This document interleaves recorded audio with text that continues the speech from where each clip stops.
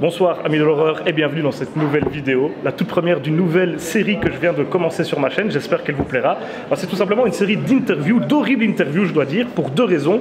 La première c'est qu'on va à chaque fois interviewer des membres de ce que j'appelle le monde de l'horreur, que ce soit au niveau du cinéma, au niveau de la littérature, au niveau de YouTube même, pourquoi pas, mais aussi parce que parfois je devrais parler en anglais et ça c'est vraiment horrible à entendre, comme aujourd'hui. Parce qu'aujourd'hui je ne suis pas tout seul, je suis avec Sonny Laguna. If you can present yourself for the people who... So I'm one of the directors on Puppet Master Littlest Reich.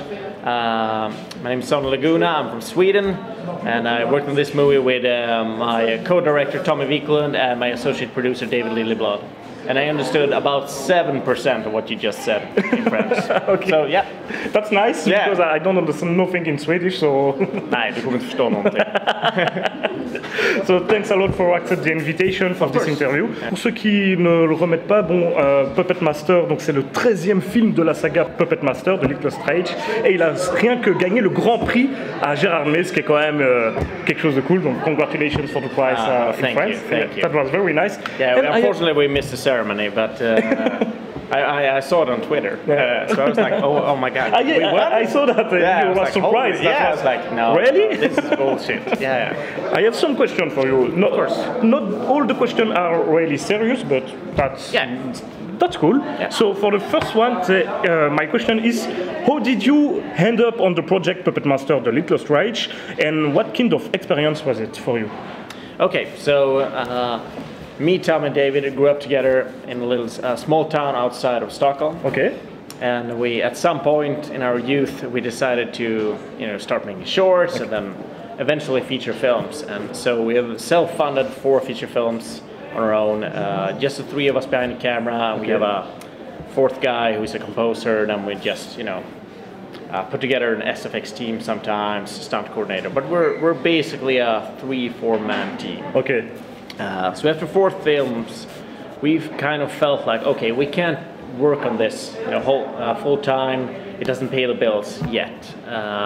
So we felt kind of lost there in 2015, 2016. But then, fortunately for us, a screenwriter, Craig Solar, who had previously directed Bone Tomahawk. Oh yeah, an amazing western with Kurt Russell and such. Très bon western. So he was assigned to write a script for the reboot of Puppet Master.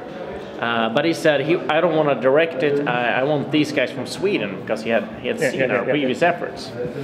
And for a while I think the producer, Dallas, chased other directors, but they all turned him down, so eventually he called me, and basically told me on the phone, so can you direct this? And I was like, sure, I mean, I don't know, send me a script. And a couple of months later we had an agreement, signed up some papers, and then it was a long wait until March of 2017, and then we went to Dallas, Texas for 7 weeks to shoot it. So for us it was like, oh my god, now it's happening. Now 10 years of work is finally paying off in a big way, and it was a surreal experience.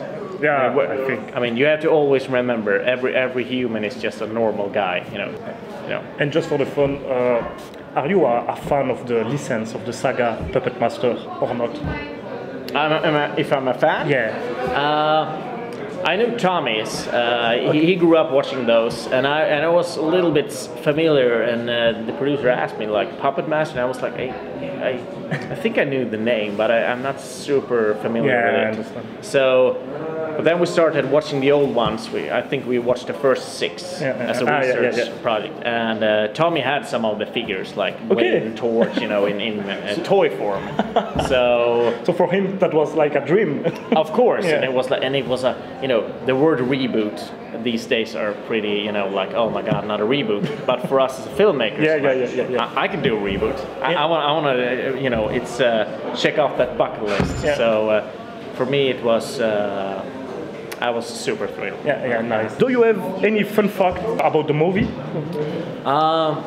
We had 18 shooting days. Okay. At the beginning we talked about like 25 shooting days and then 10 days with just the puppets. But unfortunately we didn't have that much money. I mean, there was a budget, but it wasn't like Hollywood budget or anything. Even if it could seem like that sometimes, because there's a lot of great actors in it. So that shrunk to 18 days, and it felt like, oh my god, how are we gonna pull this off? And what can I say? I mean, the puppets were horrible to control. I mean, they're just, you know, loose limbs, and you have to figure out, you know, how to frame everything. We had a great shooting location. It was an abandoned hotel. Okay.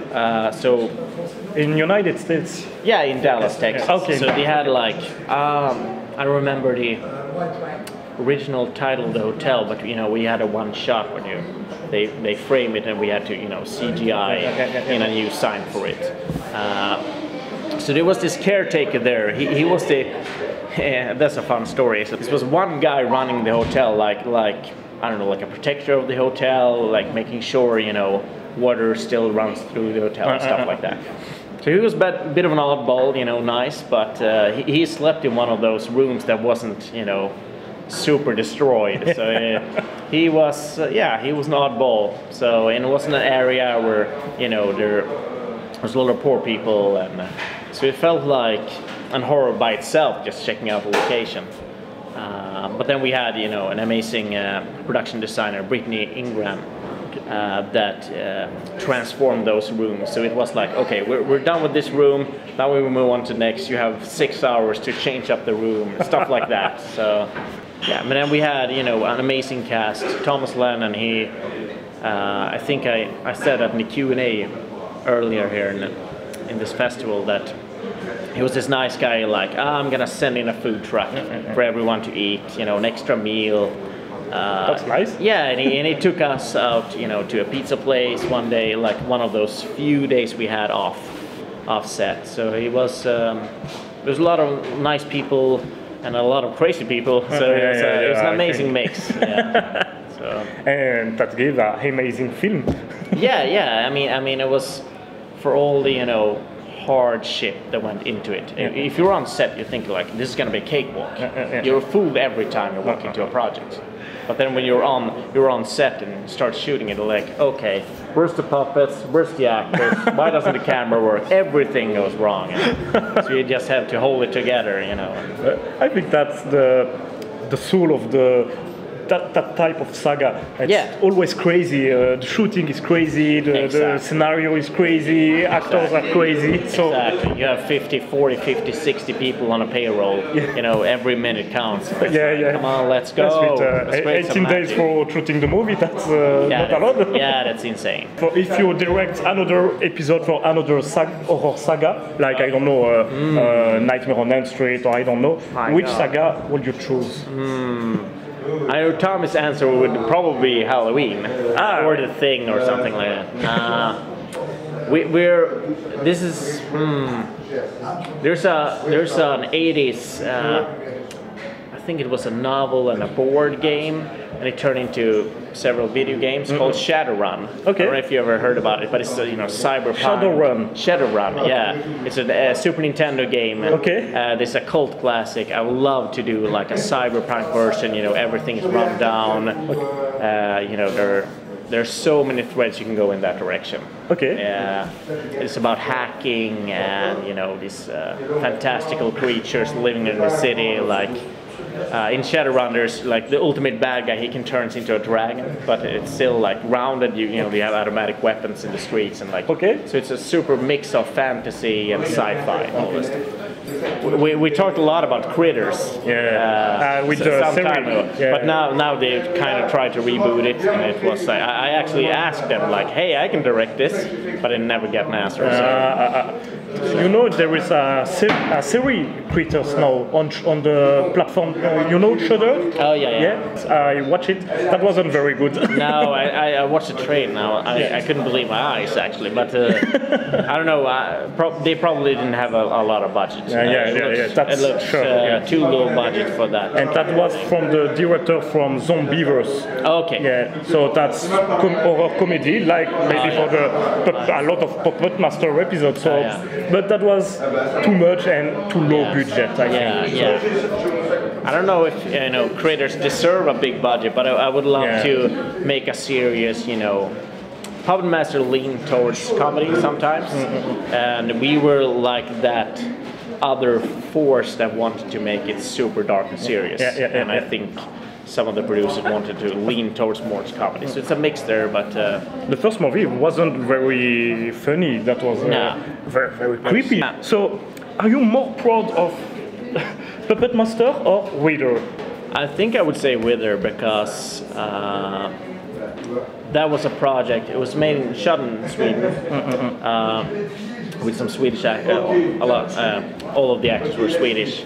It was our own original idea. We were three guys behind the camera, except for sometimes special effects and stuff coordinators. So we were like, let's say 5 guys on set, and we managed to get it into cinemas in Sweden and managed to distribute it to like 20 countries. It was a success. Exactly, huge success for us. Even if it didn't bring in that much money, it really put us on the map. So. But it was like 7 years ago, so there's so much that has developed over time. I really want to make a reboot and a sequel for that, like just bring it back, and but it's held as the goriest film of all time in Sweden, so that's an achievement by itself. But of course, I'm proud. I'm proud of Puppet Master in that sense that we went there, did our best, tried to stay humble about it. So. And also, like I say, I watched your last short movie, Mystery Box, who is on YouTube and free on YouTube. So, vous pouvez aller voir son court-métrage Mystery Box sur YouTube, c'est complètement gratuit, et ça prend que 10 minutes, donc n'hésitez pas. So, I have just one question. Where did you get the idea for your short movie, for Mystery Box? That's a great question, because I think it was Tommy and David that first, we talked about like, okay, we need to shoot something new, something small, and we're in a time, we all have small kids, we're in a stressful time in our lives, so we felt like, okay, we need to shoot something after Puppet Master. We need to get back to the roots of what we can do best. And Tommy and David come up with this idea. They had seen some concept art and some ideas from other games and movies about this box, and we developed it together, and I said like, what if it's called Mystery Box? Like it's like a jokingly title, like when you mystery box, when you unbox something, you buy something from eBay. But this time, there's a gigantic mystery inside that thing. And I was surprised. And I was actually talking about it today. I can't reveal too much because that would spoil anyone want to watch it, but we really want to develop that idea. It's a 10-minute short. We want to develop it into a feature film, and we have led the groundwork in our minds, like how do we build on this idea, what's in the box, how far does it stretch, what's the purpose, all that kinds of things. Just check out the short, it's free. Please help us spread it. We have like 1,000 views now. The goal is 1 million views. So and also it's with English subtitles, so there is no excuse for not watching the short. Exactly. You can take a dump or drinking a beer, watch it and then give us a thumbs down. It's fine. Your opinions are welcome. But we've played in a lot of festivals. We've received a lot of praise for it. I think what we do best is, create experiences where it's easy to watch, it's easy to digest. We're not Spielbergs, but next project? For the future, yes. We have four projects that we want to do. Right now, with Tommy always, or maybe with Tommy or just you, or? Tommy, me, and David is the core group. The Stockholm Syndrome is our company in Sweden. So I can tell right now that we have, besides Mystery Box, that's more in the concept stage right now. We want to release this short and see how it goes. But we have shot and almost completed a 5-minute sequence from a slasher project, which is set in the winter in Norway, hopefully. We have started collaboration with a UK company, which will remain unsaid who they are at this time, but they hopefully will reveal the project before Cannes in May, so in a month from now, and hopefully they can help us achieve a budget, and we're working with screenwriters to help that project come to life. So the big problem is always the budget. Always the budget. Yeah. If you have $1 million, you can send it to me. Ok, si quelqu'un a $1 million qui regarde cette vidéo, vous savez quoi faire avec votre argent. Exactly. So, but it's that's a full-fledged idea. It's we know the background story. It's a supernatural slasher, and it's a lot of focus on the bad guy this time, like what he did and why is he here, and his own suffering, sort of. Okay. What did you think about beef and Belgium? Amazing. I love beef. That's a good answer. Yeah, exactly. I know. I mean, amazing cinemas here. Amazing put together. A lot of people, and I think it is a lot of that classical festival spirit. That just relax, have a beer, have 15 beers. Talk to people, talk to strangers, hug some strangers. It's I love this kind of get-togethers with people that are super nerdy and don't give a shit about the problems in the world. We want to escape for a while, and I think that's so important in this day and age. So nice. I love it. A nice answer, I think. So thanks a lot for this interview. Pour tout le monde, voilà, n'hésitez pas à regarder donc Mystery Box, je mettrai le lien dans la description. Puppet Master, c'est aussi disponible, le dernier Puppet Master de Littlest Reich est aussi disponible sur beaucoup de plateformes VOD. Thanks a lot, and thank you so much. And I will enjoy your future films. Thank you. Merci beaucoup d'avoir regardé la vidéo et ciao, à bientôt.